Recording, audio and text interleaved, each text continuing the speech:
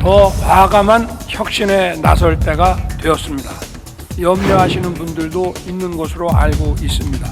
전혀 걱정하시지 않아도 되고 훨씬 더 좋아질 것이라고 오늘 제가 확실하게 말씀을 드리겠습니다.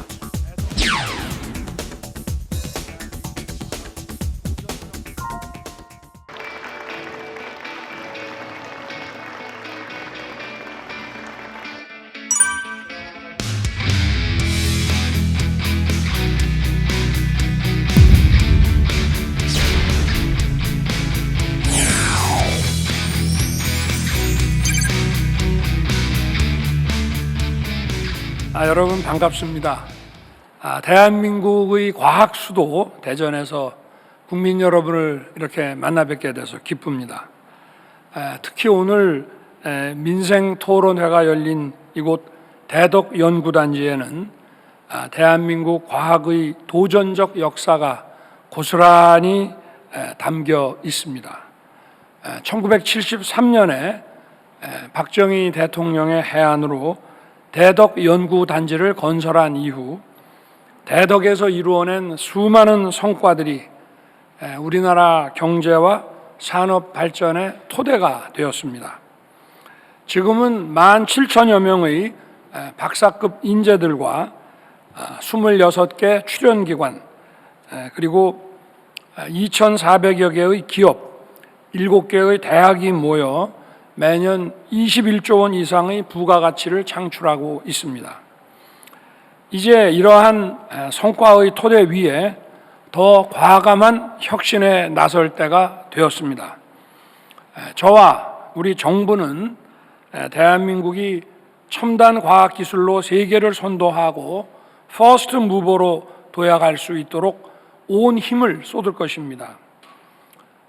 역시 가장 중요한 과제는 사람입니다. 과학기술의 수준과 경쟁력을 확실하게 높일 수 있도록 우수한 인재를 길러내야 합니다.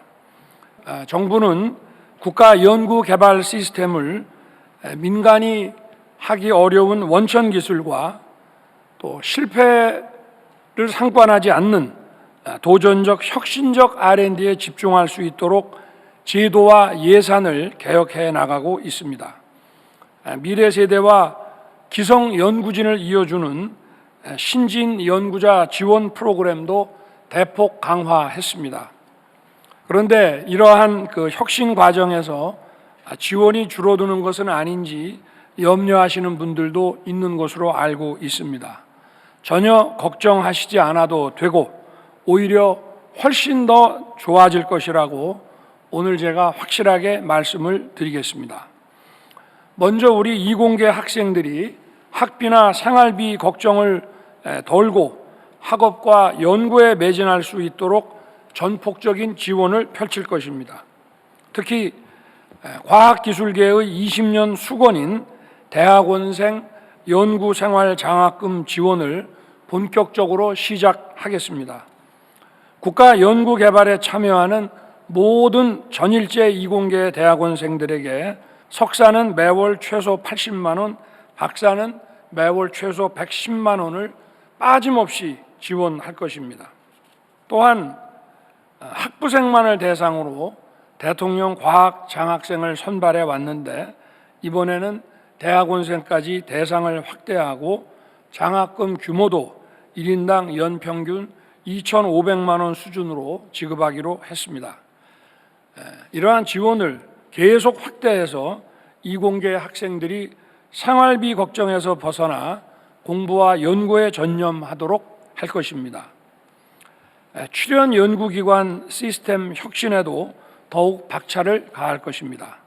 작년 11월 과학기술자문회의 오찬에서 화학연구원장님의 건의를 듣고 출연연의 공공기관 해제를 신속하게 추진하도록 했습니다. 16년 만에 대전 소재 16개를 포함한 26개 출연 연구기관을 공공기관에서 해제하고 정원과 총인건비 제한과 같은 각종 규제를 풀었습니다. 앞으로도 현장의 목소리를 더 적극 수용해서 전 세계 우수한 연구자들이 모여드는 역동적인 연구기관으로 탈바꿈시키겠습니다. 연구기관 여러분들도 정부의 혁신 노력에 함께 힘을 보태주시기 바랍니다.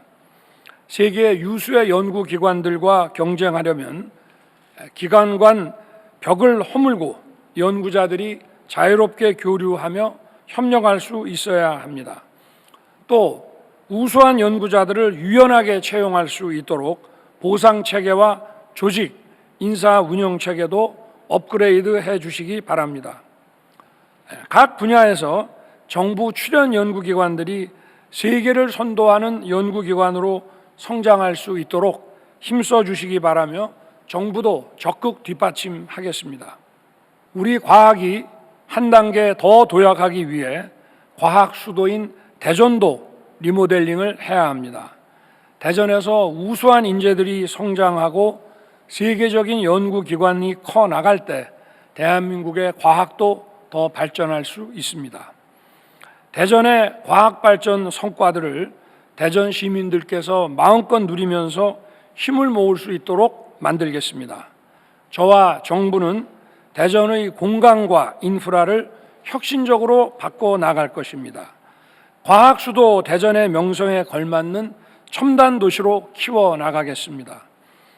먼저 제가 대선 때 유성구와 서구 일부 지역 160만 평의 제2대덕 연구단지를 조성하겠다고 대전 시민들께 약속을 드렸습니다. 우리 정부에 들어와서 이곳을 산업단지 후보지로 발표하고 연구단지 조성을 추진 중에 있습니다. 산업단지 조성과 함께 연구개발 특구로도 지정해서 세제 혜택과 정부의 재정 지원이 이루어질 수 있도록 확실히 하겠습니다. 첨단 과학기술을 육성하려면 과거의 지원 방식만으로는 부족합니다.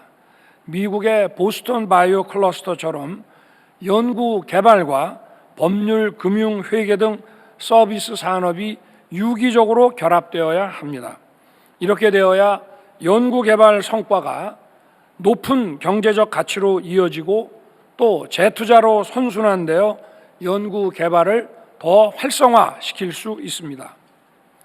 그래서 기존의 1특구와 신설되는 2특구를 모두 묶어 나노, 반도체, 바이오, 우주항공, 방위산업 등의 분야에서 세계 최고 수준의 대전 첨단 클러스터를 만들겠습니다. 기재부, 과기부, 산업부, 보건복지부, 국토부, 농림부, 환경부 등 중앙정부 부처와 대전시가 원팀이 되어 신속하게 추진해 주시기 바랍니다. 아울러 대전의 과학기술 성과를 확산시킬 수 있도록 접근성과 연결성을 높이겠습니다. 먼저 대전의 과학기술, 세종의 행정기능, 청주의 바이오 반도체 산업이 서로 시너지를 낼 수 있도록 광역 교통 인프라를 구축할 것입니다. 지난 교통 분야 민생 토론회에서 지역에도 수도권과 같은 GTX 서비스를 확대하겠다고 발표한 바 있습니다. 그 첫 번째가 바로 대전, 세종, 청주 CTX 사업이 될 것입니다. 특히 이 충청 CTX는 민간 투자 신청이 이미 들어와 있기 때문에 정부가 빨리 검토해서 사업의 속도를 내겠습니다. 금년 4월 민자사업 적격성 조사에 착수하고 완료되는 대로 우선 협상 대상자를 선정하고 임기 내 사업을 조기 착수하겠습니다. 아울러 대선 때 청주 시민께 약속드린 대로 CTX의 청주 도심 부분 지하화도 반드시 이루어지도록 하겠습니다.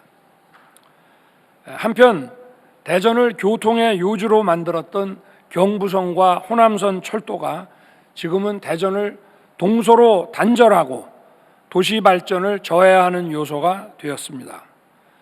경부선 신대동 옥천 구간, 호남선 오정동 가수원 구간 철도를 조속히 지하하고 상부는 상업, 주거, 문화가 융합된 공간으로 바꿔 나가겠습니다.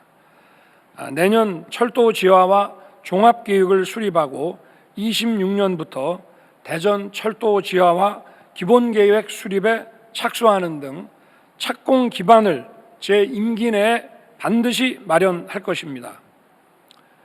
과학기술에 대한 과감한 투자 확대와 획기적인 인프라 혁신을 통해 대전이 대한민국의 과학 수도를 넘어 세계적인 첨단 과학 도시로 커가도록 지원을 아끼지 않겠습니다. 오늘 대전시장님을 비롯한 시민들께서도 이 자리에 함께해 주셨고 여러 정부 부처에서도 나와 있습니다. 대전 발전에 획기적 전기를 마련하는 민생 토론회가 되기 바랍니다. 감사합니다.